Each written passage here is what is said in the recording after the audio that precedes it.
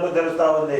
ఇక ఇప్పుడేం చేద్దాం, కవిత తాజా కామెంట్లతో కేసీఆర్ అంతర్మదనం, పార్టీకి భారీ డ్యామేజ్ జరిగిందనే అంచనాలు, దయ్యాలు కోవట్ల వెబ్సైట్ తర్వాత కేటీఆర్ను ఫామ్ హౌస్ కు పిలిపించుకున్న కేసీఆర్ కవితను పిలవకుండా రాయబారులతో మంతనాలు.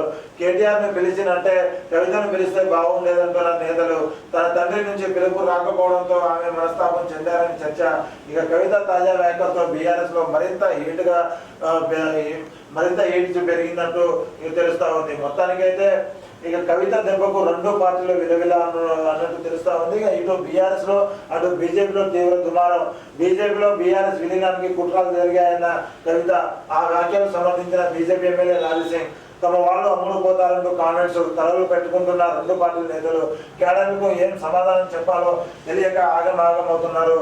ఇక మొత్తానికి కవిత ఇక ఒక దెబ్బకు రెండు పిట్టలు అన్నట్టుగా కవిత చేసిన వ్యాఖ్యలకు మాత్రం ఇటు బీజేపీ రెండు, ఇటు బీఆర్ఎస్ ఇటు బీజేపీ రెండు అంతర్మదనంలో పడినట్టు తెలుస్తా ఉంది. ఇక మొత్తానికి రెండు, అటువైపు రాజసింగ్ చేసిన కామెంట్లు, ఇటువైపు కవిత చేసిన కామెంట్లు, అటు బీజేపీ కార్యకర్తలకి ఆర్డర్ కావచ్చు, ఇటు బీఆర్ఎస్ ఆర్డర్ కావచ్చు, ఎటు తెలుసుకోని పరిస్థితిలో సందిగ్ధంలో ఉన్నట్టు తెలుస్తా ఉంది.